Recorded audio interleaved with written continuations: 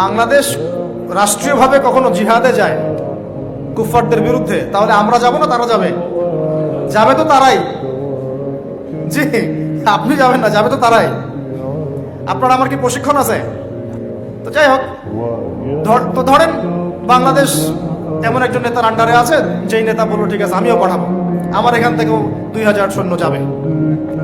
তখন কিন্তু ওই 2000-এর মধ্যে আপনি থাকবেন না, থাকবে ওই আর্মি অফিসারই, ওই বিজিবি, ওই র্যাব, ওই পুলিশ, ওই ভাইরাই থাকবে। তারা আমাদের ভাই না? তাদেরকে মেসেজটা পৌঁছাতে হবে যে আপনারা পরিপূর্ণ ইসলামের সামনে আত্মসমর্পণ করেন।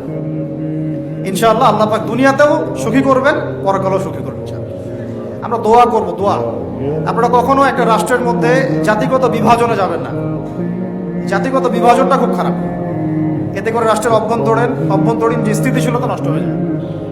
আমরা আলহামদুলিল্লাহ ইসলামকে তো ভালোবাসি, মহব্বত করি, পারি না পারি আমাদের মন তো ব্যথিত হয় না? এটা আল্লাহ পাক দেখছেন ইনশাআল্লাহ। আল্লাহ পাক ওই অনুযায়ী আমাদেরকে প্রতিদান দিবেন ইনশাআল্লাহ।